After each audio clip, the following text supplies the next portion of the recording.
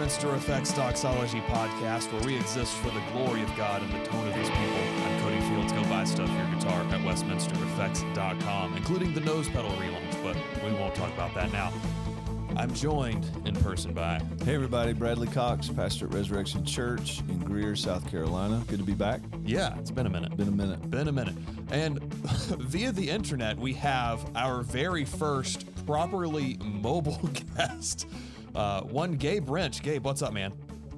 Hey, man. Thank you guys for having me. It's good to be your first mobile guest. Just don't ask me if I'm driving or not. Yeah, the video. We don't want this recorded.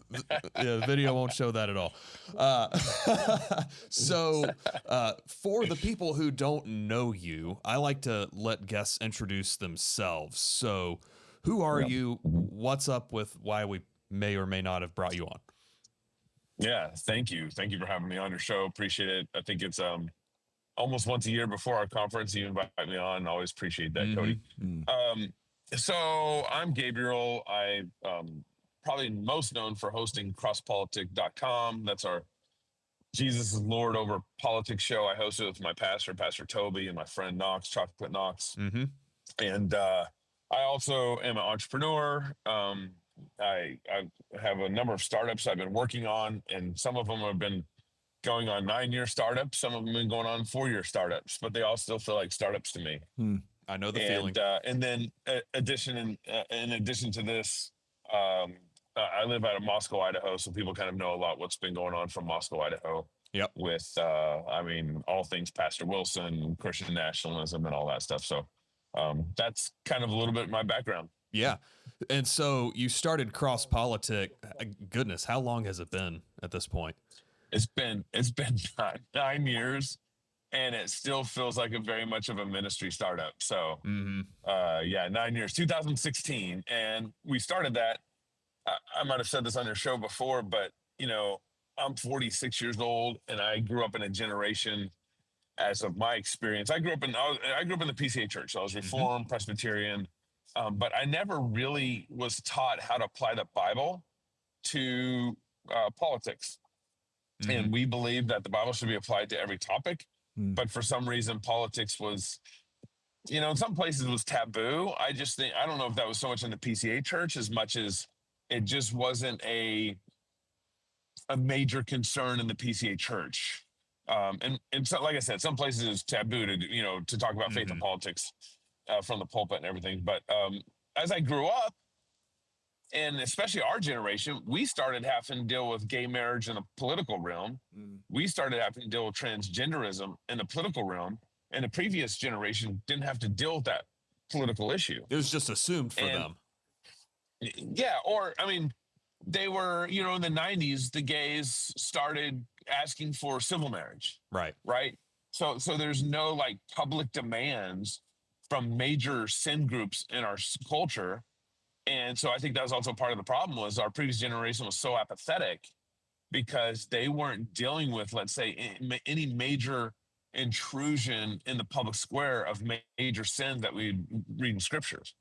And so that's another reason why I think politics wasn't that concerning from the church in the 70s and the 80s and so forth. And so now we're dealing publicly with those problems. And so I'm like, well, why don't we apply the Bible to this? Or how come I haven't had a sermon about this in the pulpit? And so was the impetus behind me and Pastor Toby and Knox starting CrossPolitic in 2016 was we believe Jesus is Lord over all. And so, Jesus is Lord over politics. CrossPolitic is how that came about. And so then that gets into, you have an entire network of podcasts at this point where, for all intents and purposes, it's Jesus is Lord over fill in the blank. So my favorite baseball podcast, In the Bullpen, is on the network. So good. Yeah. So good. Yeah. Part of what happened is in 2018, 19 or somewhere around there, God was very kind to our show. DirecTV and NRB had picked us up. So we're on cable TV in addition to our struggles and fights on YouTube and so forth.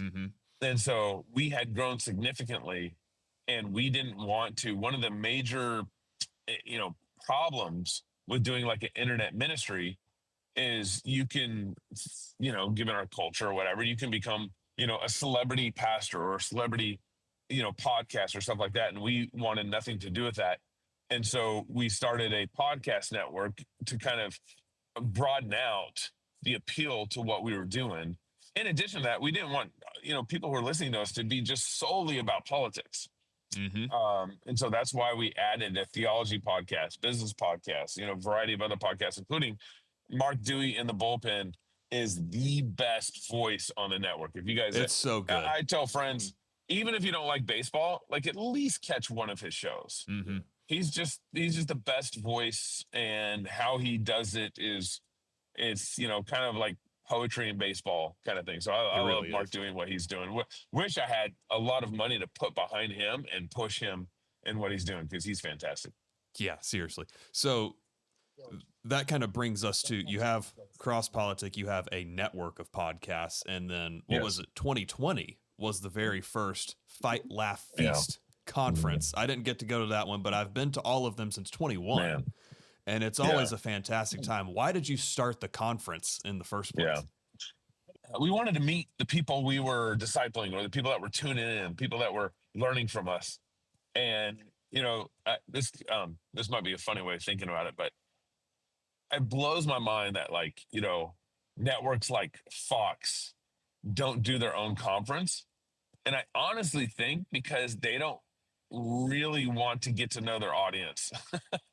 I think Sean Hannity would rather be playing golf with Trump than actually meet their blue collar, audience. And so I think there's this, we don't want to have a disconnection between who we are on the microphone and who we are in person. And, we're part of the body of Christ. So we wanted to get to know and at least, shake hands, sing psalms, hang out with people who've been tuning into us. And so that's why we started the Fight, Laugh, Feast conference. And then, funny enough, as you already alluded to, we started it in 2020. I had signed, we started it, and our first conference was going to be in Nashville, Tennessee.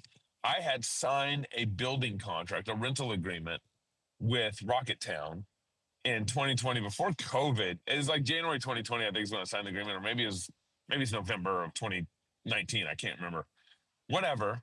I'd signed the contract somewhere around January, at least January of 2020. No problems, no questions asked, no like, hey, if this happens, whatever. And then as COVID hit, we were selling tickets to our conference. We were making plans with, vendors, all this stuff. And by, was it September 2020, the board of the conference, the staff was very nice, because they were saying, hey, we don't think you're going to be able to have your conference here because in Nashville, the mayor's shut down activity. Anyways, bottom line is they kicked us out a month before. Our conference was something like October 15th, 16th, 17th. I can't remember, sometime middle October. And so we got kicked out of Rocketown. I had 1,000 people coming, about 900 to be exact. I had 900 people coming to our first conference ever. And a month before our conference, I got kicked out of the building we were supposed to be at. So me and my buddy Ian were just scrambling to find a new location. And, who's going to put us up in Nashville? Nobody, basically, because the mayor had told everybody events were closed. I think events more than like 80 people or something like that. Or 50 or something. I can't remember. And so we ended up finding this indoor soccer event arena with AstroTurf and all that jazz. And that was where our first conference ended up being. And so for that event, I had to, oh my goodness, we had to bring in a stage. We had to bring in chairs. We had to bring in sound. We had to bring in all this, it's just a green AstroTurf in a soccer field. That was it. Right. And so we had to get all the equipment in a month before that the same or about the week after or something like that. We got kicked out of Rocketown. A lot of people might know the story, but me and my church and my community had been protesting our silly tyrannical COVID mandates. where and if you were outside, you weren't allowed to, you had to stand 6 feet apart if you couldn't wear a mask next to your buddy. And that was our health emergency order by our city council. It was super unconstitutional and illegal. Well, my church would protest that health emergency order, that outside masking 6 foot social distancing mandate, by going and singing psalms and hymns and with our church, men, women, and children and strollers, saying that you can't do this, basically. So we did our kind of basically a First Amendment protest that included worship. And we did that for about 4 or 5 months, something like that. And I got arrested in September, the week after we got kicked out of our Nashville location. And so it was just like a major whirlwind what happened the month before our conference, which was, I look back on it, I'd say the COVID 2020 conference where we did on this indoor soccer arena at AstroTurf was still my favorite conference we've thrown, just because of kind of the moment. I mean, people came to that conference. They hadn't worshiped in a church for 6 months. They hadn't, or they had to wear a mask during worship, or whatever insane requirement, social distancing that had occurred. I had one friend who told me their church went outside because they were in California. So they started doing church outside, and they had created like these, 8x8 or 6x6, whatever, like, horse corrals or something, where you outside, you could be in this little gated area with your family to go to church. And so just the shenanigans that had happened. I mean, people were like tearing up at the conference just because, like, kind of they experienced like worship freedom that they hadn't experienced in the last 6 months at their church. And so it was just a very, I think, touching conference. And man, God was kind, and we still had the cops called on us at that conference. we were in Franklin, Tennessee, which was a legal county, is a more conservative county, and they had opened it up, whereas Nashville had shut down. And so but the cops still got called on us. It's pretty funny. Of course. So this year, and this is why I definitely wanted Bradley on, because you had to make some decisions during that 2020 year regarding your kids' education. And this year's theme is school wars, basically the fight over education and all that entails. So how did you come to that decision, and kind of what are you going to emphasize? Yeah, so, man, we never pick good topics that are great for marketing. And so we did 1 year, we did a conference called The Politics of Sex. I mean, we had parents asking us, is it okay to bring our kids? And my answer was, well, we're talking about the Bible. So yes, you can bring your kids. 1 year we did a conference on the politics of 6-day creation. We did a conference on, what was it? Defy tyrants, love God, defy tyrants, sing psalms or something. I forget the order of that. And they've always been kind of heavy topics. And most evangelical conferences are pretty, they're kind of rinse and repeat conferences in a lot of ways, where it's like, hey, let's do a conference on the holiness of God, or on worship, which is all obviously good topics to address, but I would say the larger church conference market, I would say, kind of silly and kind of repetitive and programmatic in a way that I don't think is really pushing. A conference is where you're going because you want to be pushed for 2 days. You want to be challenged for 2 days. You want to, it's not I wouldn't say a conference is a good retreat kind of mindset. It's like, no, I want to be pushed. I want to hear, 15 talks in 2 days. I want to grow. I want to put, so our goal and our topics is we are trying to put together topics that we think are important, that either that Christians need to make a decision on, in the next 3 months on what to do here, or Christians maybe need to, we've kind of gotten in this cultural groove that's not healthy for our family, our church, and so forth.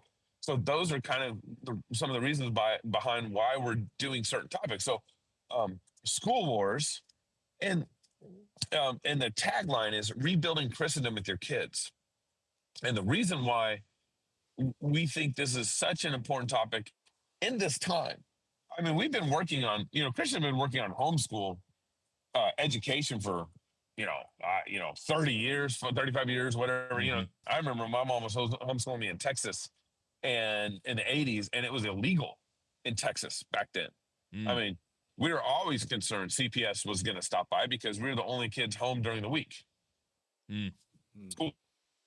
I remember people knocking on the door, and my mom would push, tell us to go in the closet. There's 4 of us, 4 kids. Wow. So I remember the reality of that. But so Christian education has been worked on for a long time. Pastor Wilson started Association of Classical Christian Schools, which is now international now, with schools all over, or schools coming in from all over the world.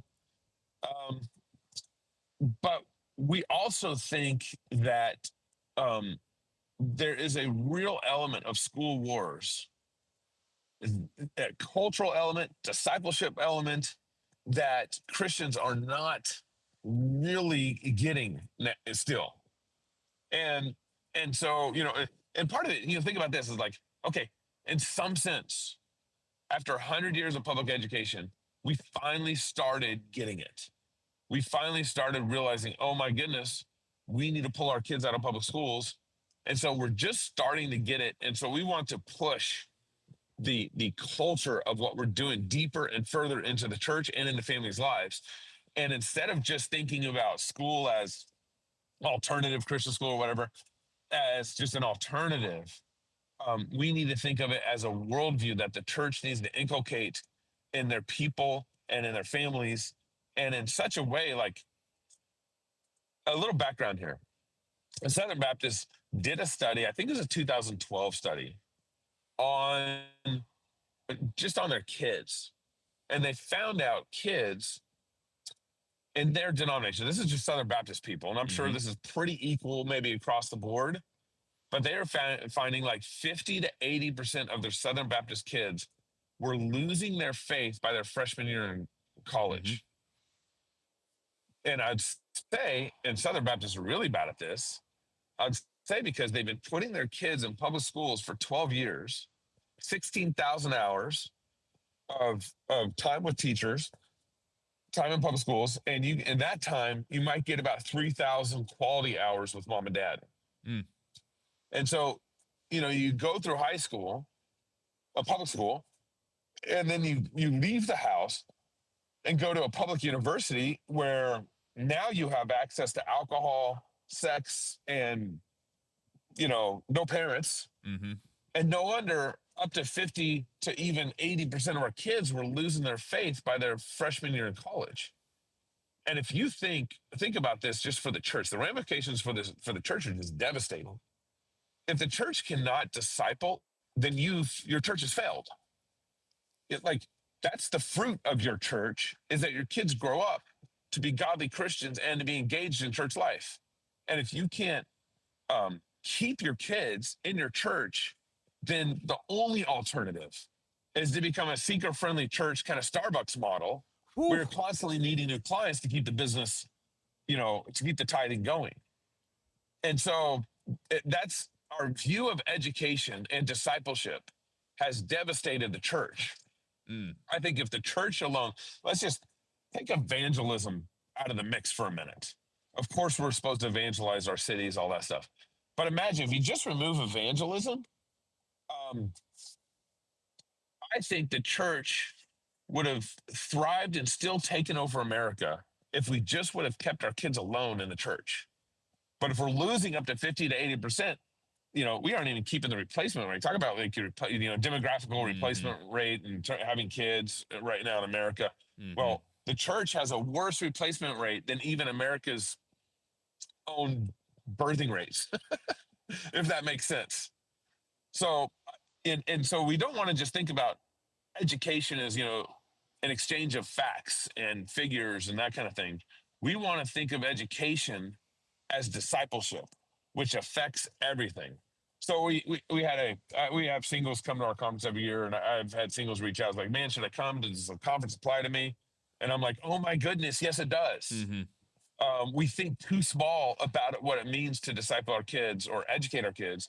And so I mean, I think what we're doing this year with School Wars, how to rebuild Christendom with your kids, is more important than ever, especially given all this kind of like varying views on Christian nationalism, varying views on how to govern America, and some of kind of the conservative resurgence that's happening in America. So I think the topic is so relevant and important right now to what we're doing. All right, Bradley, I haven't heard from you in approximately 19 minutes, and it's weird. The pastor hasn't said anything in a minute. How does that strike you? Those stats and whatever. I mean, it's compelling. I mean, I mean, there's, I think stats do reveal a lot. I don't know that they reveal everything, but Certainly. they do reveal a lot. And I think, I can only speak from my own experience as a pastor and as well as a father. I think what I see happen and to me, this is the core of the problem. A few moments later. For everyone who has been watching or listening, we have been plagued by all manner of technical issues. So I just threw this thing on my phone instead of running it through a computer and blah, blah, blah. So if it sounds janky, I'm sure it does. Just deal with it. That's how this works. So you were saying something about families in our church. Yeah, I mean, there are families in our church that would say, and I wouldn't disagree with them on this necessarily, that public school is necessary for their household. Okay. And the reason they would say that is because some of them at least work in the public school system. Like Sure. Both husband and wife are career educators in the public school system, and they don't have the funds to send them to a Christian school, nor do they have the capacity, being public school educators by career, to homeschool their families. Now, is there a paradigm shift that could happen, a different way for them to think about all of that? Maybe someone might have, an idea about that, but I understand their situation and sympathize with it. But I also know these families to be households where they're not outsourcing their discipleship of their children. They are engaged with the church, yes, but they're being, in terms of what the church provides their children, but they're also being equipped as parents to disciple their children in the home.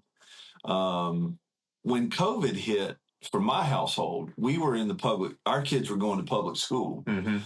And my wife and I had, we had only thought of our children's education as something that would be a public school thing, because we didn't have the money to send them to Christian school. Christian school, I'm sure it's true everywhere. Here, it's around here, it's insane. It's incredibly expensive.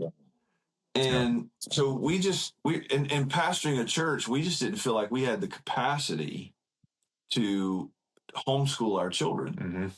Well, when COVID hit, and the schools shut down at the end of my daughter's 5th grade year and the end of my son's 8th grade year, as we were nearing the fall and the start of school again, the public schools around here were saying, the kids might go to school 1 day a week. They might go 5 days a week. They might go no days a week. We don't know. We're going to take it on a week by week basis. And, they're going to have to wear masks, and we're going to spread the desks out. And I was like, I'm just not subjecting my children to that. Even here, keep in mind, we're in the buckle of the Bible Belt. We're in a very conservative part of the country. And they were still doing that mess. Still doing that mess.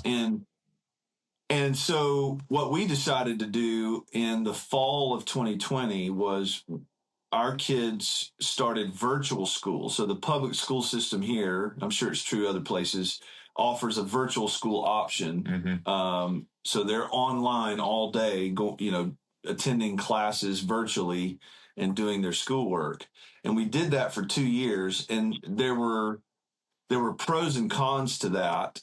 The pro was we had a lot more flexibility, and it taught my kids how to be self-learners, or how to get their work done, be pretty self-sufficient. The cons were they were staring at a computer screen all day. Yep. And that was, I still see I see effects of negative effects that brought on my children. But again, we were just trying to figure this out. And then finally, after 2 years of that, we got introduced to a homeschool co-op here in our area. It's the largest homeschool co-op in the state of South Carolina. It's over 1,000 students. It's Christian. It's Christian based, and the kids go to classes at a church that hosts this co-op 2 days a week, and they're taught by Christian teachers all their subjects. You can take as many classes in person as you want, or you can do as few as you want. It doesn't matter. You can do some at home and let them go to class 2 days a week for others. We send our kids to school there 2 days a week, and they're home 3 days a week. And it costs us per year about what a Christian school would cost us per month. And it's just been incredible, because now we're able to homeschool our children, provide them with Christian education, and not outsource it entirely, but actually cooperate with the body of Christ here in this area to educate children, and still be able to do a lot of that at home and disciple them in the home. We have such greater control over their education. And my wife and I have both looked at each other and said, we wish we would have done this kind of thing from the get-go. And we just didn't know. But God used COVID in our household to push us in that direction. And it's just been fantastic. Yeah. And like, personally for me, like, my wife and I don't have any kids, but we see the downstream effects of these kinds of things in our church and our families, extended families' lives, and all that kind of stuff. And I'm active helping lead high school Bible studies here. And yeah, we got a couple kids who are in the public school system and faithful. And sometimes it's like, somehow, even though those kids are fantastic kids, because what the public school system is pushing against is the lordship of Christ and all of that, right? And that's where I think Christian parents, if you're going to do that, and anytime I talk to friends of mine who are parents, I encourage them to think of private school, public school options, or private school, homeschool options, because to ignore the fact that Jesus is Lord over the fact that 2 + 2 is 4 is actually evil. Yeah. And that's what the public school system, because of how we've misunderstood the separation of church and state, that's what they're misunderstanding and then misapplying. And I think things are changing. Like, I think Christians on the whole are realizing, the importance of this. Right. We've got, actually, just within the last few months, a homeschool co-op has started in our church. That of parents partnering together in our church, getting something going. Yes. Which I'm just thrilled about. And these are parents with very young children that are starting this now, and I'm excited to see what the Lord's going to do with that. Yeah. So, Gabe, let me ask you. So, I would claim the title theonomist all day. I don't have any qualms with that. I would claim the title Kyperian. So, for those who don't know, Jesus has set up the realms of civil government, family government, and church government, and they all have their respective roles. They shouldn't cross over. Theonomy being that the law of God should govern society, the general equity of it, at least, not just copy paste. Let's drop the whole thing on there. And so typically within theonomic circles, I've been chewing on this as I'm getting ready to have a podcast booth at this year's School Wars conference, is my default as a theonomist, as Kyperian, is generally, and I'm not I'm not accusing any parents of kids in public school of being sinful or anything like that. But my default as a theonomist is that the government shouldn't have anything to do with education.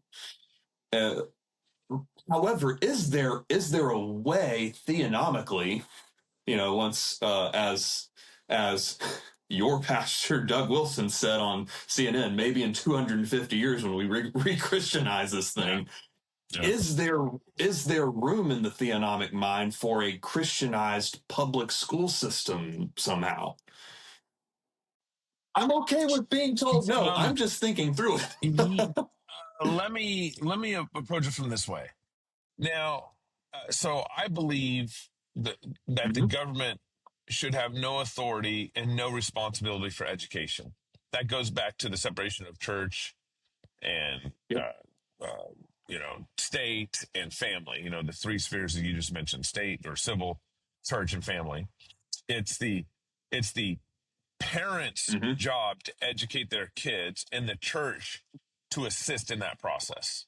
It's not the government's job. So I would just, in principle, say government should not be allowed in education. But there's a difference between what ought and what is. So what ought to be, government, get out. Okay. What is we're now 150 years into this, project, more than 150 years.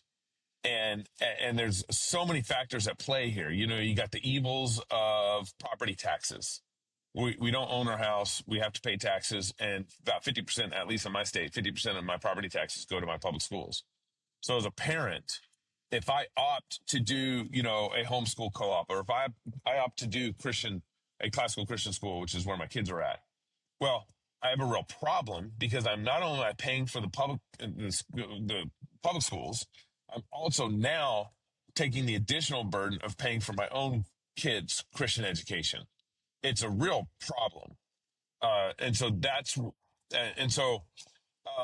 just describe a couple of our ways of maybe working on this solution. It's a real problem. And so one of the things we do is I was serving as a deacon at our churches, Christ Church and King's Cross.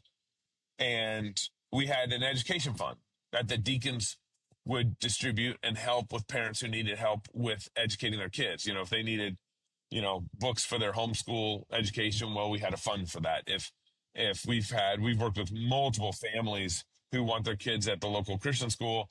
And so we'll help them either subsidize their monthly payment or whatever we can do. So we recognize, our home church recognizes that there's all sorts of perverse problems and challenges.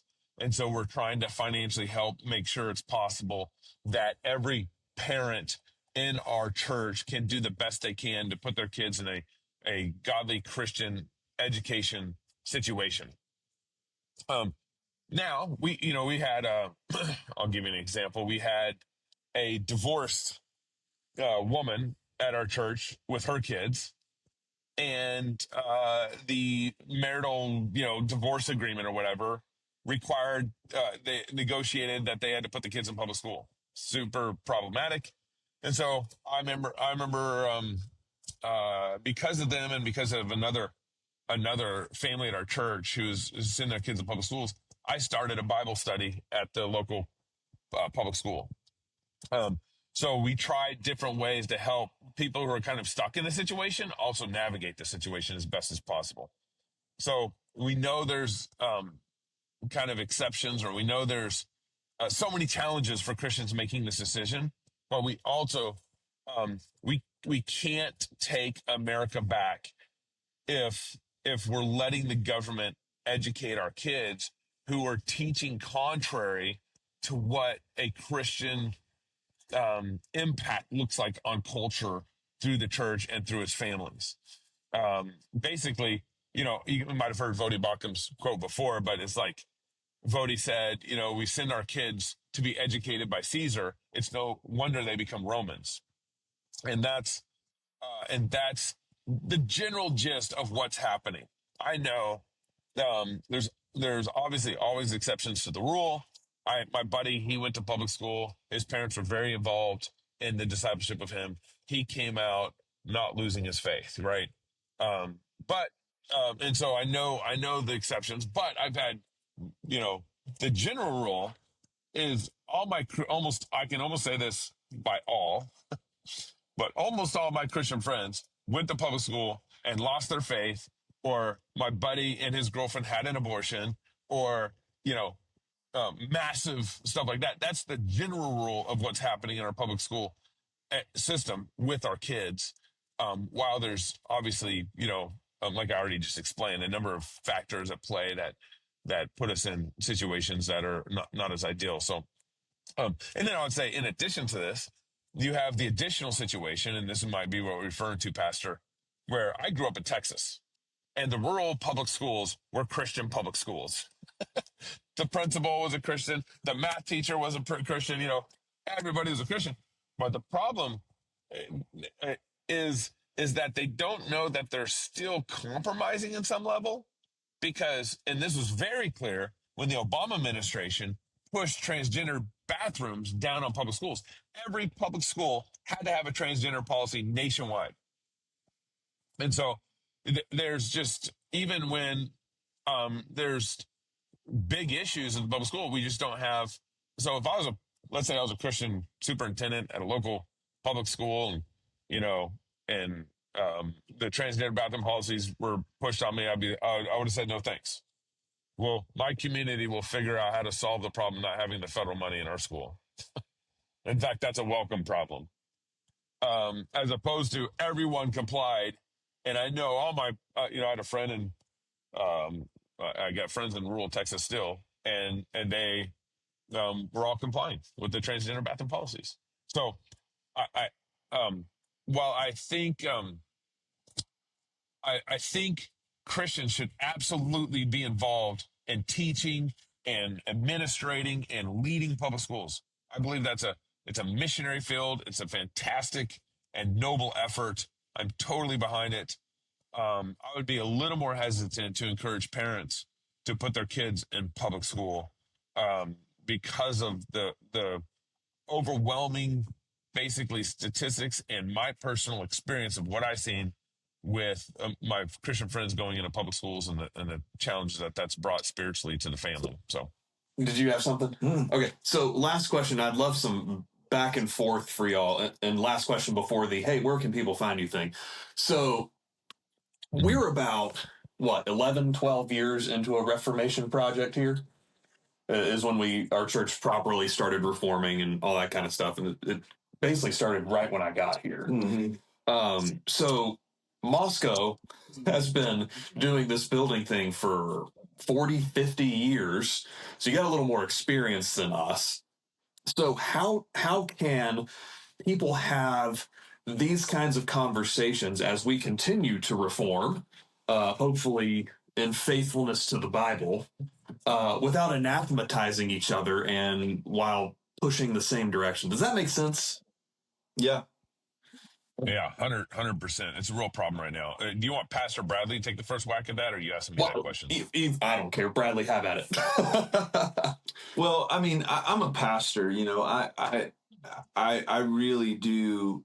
A guy that I consider to be a mentor and pastor in my life, he says he has one string on his guitar, and I think I probably have that. It may not be the exact same string as him, but it's very much a shepherding kind of string on my guitar that I have people in our church that I, along with my fellow elders, we're called to shepherd and care for, and I think there's got to be a lot of grace, for us. I do think COVID in many ways,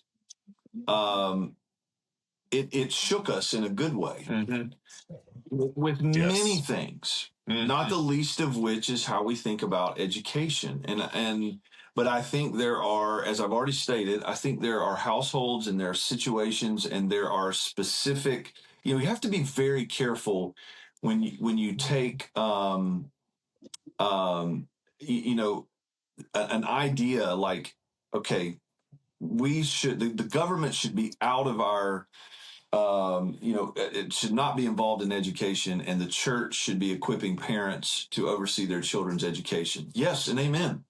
Like, but you got to be careful applying that to every specific household in every specific context, because there are divorces and there are different situations where I just think we need a lot of grace. And I think sometimes the ideal is not possible in every situation. Of course. And I think that's where a solid, healthy community that's about the right things can rally around people and rally around homes and help support these parents who either they feel like or they actually don't have another choice in the matter. And I think, you mentioned this, Gabe, that, rural Texas, pretty much every teacher in the public school was a Christian. And I would say that in my lifetime, that's been mostly true here. In Depending on which school, Depending on which school, but in there are 30,000 people move into Greenville County every year, and things are changing. Yeah. Wow. And I think COVID has, like I said, it has really shaking things up in a good way, and people are starting to think differently. I love the idea of a church having an education fund to help parents who, if a parent could get over the hump and move their kids into a Christian school with a little bit of help from the church, I would be. Gabe, I'm one of our deacons here, and it's like I've already made a mental note of let's talk about that soon. That's a great idea. Yeah, that's fantastic. So, Gabe, last response, and then tell us where we can find you and where people can buy tickets and all that good stuff. Yeah, I think so. In my dad's lifetime, I think it was not the disagreement within churches and with denominations were and to remain in fellowship was just about impossible. I mean, to even I'm Presbyterian, so we baptize our babies, and we have a great time with our Baptist buddies all the time, making fun of each other about believers' baptism. I'm wearing my 1689 shirt just for you, man. Yeah. So, but I would say in my dad's generation, debating that would mean a break in fellowship. Right. You couldn't even debate that well without remaining friends or trying to remain friends or fellowship among churches and stuff like that. Now, I think we're in a healthier spot and maturity in the church, generally speaking, that you can disagree and get along and pray together and fellowship together and, that kind of thing. And so, and then of course the debates with theonomy in the 70s and post-mill, pre-mill, the Hal Lindsey stuff. I think the previous generation, they debated a lot. There's a lot of debates happening. It's not that there weren't debates happening, but the ability to remain friends was very difficult. You got one good example between R.C. Sproul and John MacArthur. It's fantastic.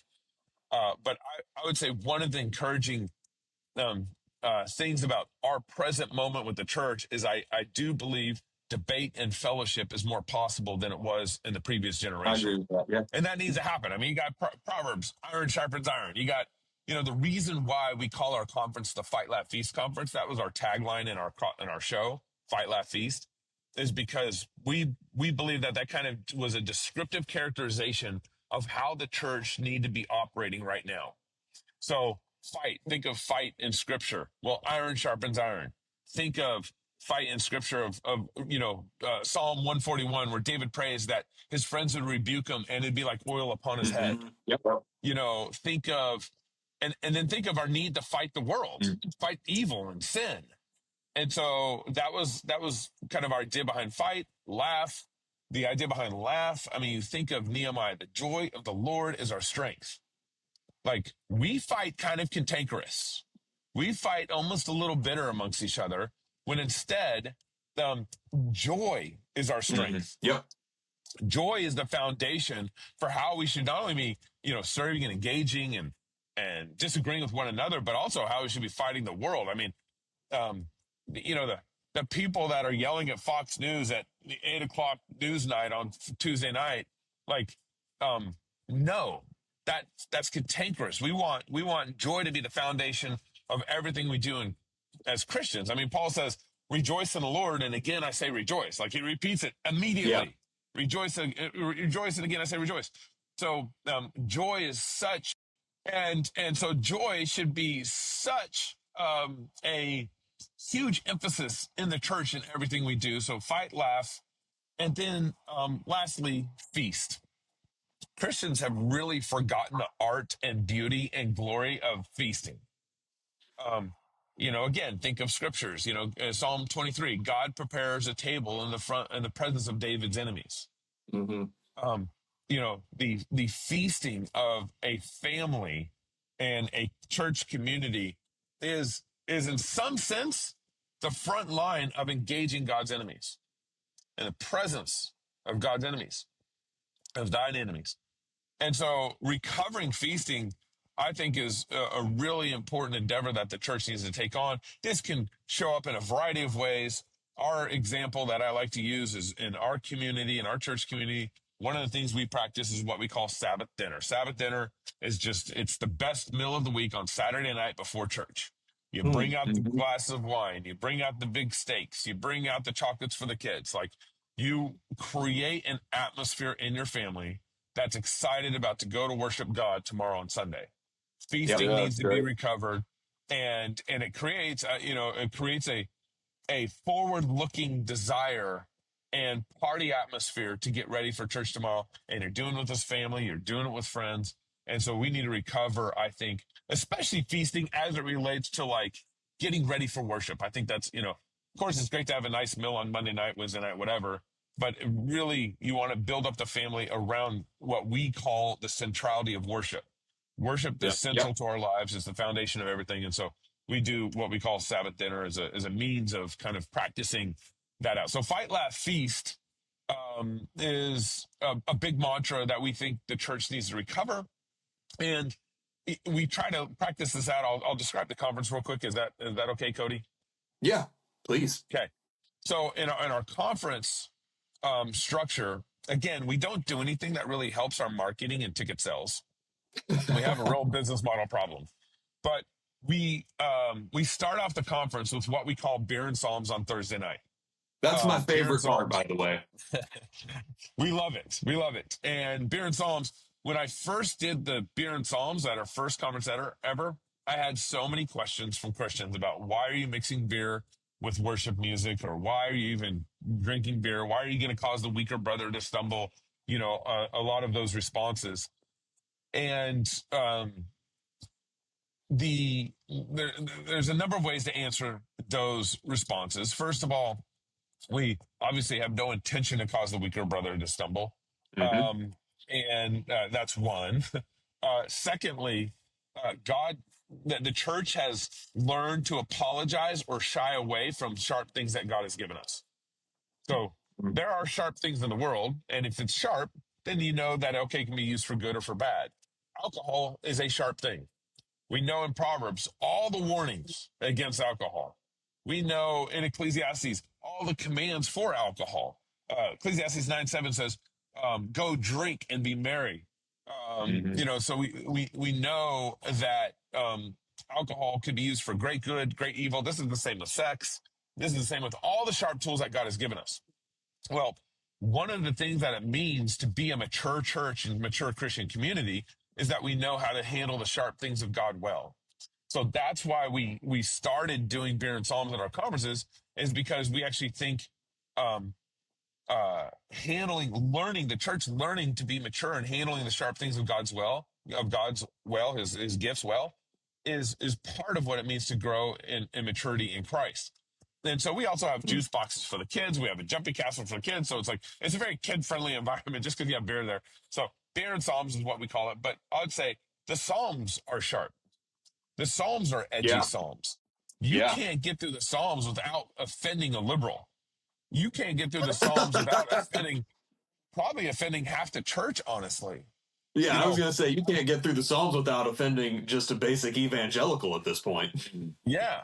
The one I always say in jest to my friends, kind of in jest, and there's a serious point to this. But if you read Psalm 137 and walk into a mega church and see if they'll sing that psalm. Right? All of a sudden, one of the ways you judge a good church is see, can they sing the hard words of God in the Psalms? And the answer is almost always going to be no, we aren't going to do that because we don't want to offend our congregation with the Bible, with God's word. I mean, Psalm 137 is hard. It's a hard psalm. It ends with David asking God to crush his enemies' babies on rocks. It's a very hard psalm. But what happened in the church, and this happened to me. I mean, I was getting kind of, let's say, evangelifish a little bit in my walk with the Lord growing up, where it's like you kind of just read over those hard verses. You kind of just glossed over them, glazed over them, when in reality, God wants you to really process them and understand them. And he wants you to put his whole word in your heart. And so if we're a church that doesn't take all of God's word seriously, well, we really aren't going to sing the Psalms seriously and all the Psalms at all seriously. So that's, in some sense, a litmus test. I'm getting off topic here real quick. So we start off the conference with beer and Psalms. It's super fun. We're really enjoyable. The atmosphere is great. It's just a fellowship time. Worship and fellowship is what it is. And so we don't even have a talk Thursday night. And then Friday, we kind of have the normal conference set up. I mean, we have President of New St. Andrews, Dr. Merkel, talking on higher education. It's worse than you think. We have George Grant speaking. Love George Grant. We have Larry Townsend is kind of our we always pick some outsider to come in and talk to us, or not even outsider, some interesting element to a speaker, like Doug TenNapel kind of speaker. We had Doug TenNapel speak at our conference, stuff like that. So I always try to bring a twist to maybe a speaker or two at our conference. Larry Townsend is that speaker. He's actually PCA down in Alabama. We're excited to have him. Dave Bonson on, I forget the exact title of his talk, but basically how Christian education is the foundation for all free markets. That's basically his talk. Yeah, super excited about that. And then Pastor Wilson speaking, Pastor Toby. So we got a great lineup, really excited. And we're doing what we call this year's new. This is new this year, Cody, where we're doing what we call basically Gear Up Talks. Gear Up Talks are like our version of TED Talks. And we got 5 speakers, and they get 20 minutes each. And David Goodwin, he's the executive director of ACCS. David Erb, he's a music leader, worship leader. He's going to be talking about how important music is to our kids' education. Very excited about that talk. And then we got a couple guys who just started their own schools, blue collar guys, no money. And they're like, Christian education is important and we're going to do it. So we got a couple guys who've done that and excited about their presence and their Gear Up Talks at our conference. So every year it's a little different, but we'd love, obviously, you go to fightlaughfeast.com to if you want to come to the conference. We got also a pre-business makers pre-conference on Thursday afternoon. You can sign up for that. We got a pastoral church. We actually got a church leadership luncheon. Sign up for that. That's free. It's always donated by someone always hosts that and pays for your lunch. So all church leaders love to have you and your wives come to that luncheon. And then we have a business luncheon for business people who want to get to meet and want to know each other too. So we do a couple kind of segmented things to help people find each other in the conference and network with each other and fellowship with each other. So that's the gist of the conference. Conference world is so tough, especially trying to plan a conference, 2,000 miles away from you, totally different state. So I always get it. It's a burden. It's a burden to plan and do it and push and all that stuff. But when the week happens, I'm done. I'm done worrying about it. I'm excited to meet everybody. And so I always can't wait till the week of, because the burden gets lifted because whatever's going to happen is going to happen at that point. All my mistakes are going to show and we're just going to have to live with it. Love it. Well, Gabe, thanks for coming on again, I guess. I don't even know what I'm saying with all the technical issues. My brain is fried, but I'll see you next month, man. Yes, sir, man. Thank you tons, Cody. Good to see you, Gabe. Yeah. Appreciate you. Appreciate you. Yeah. For everybody else out there, go love God, love your neighbor, make some music. We'll see you next time.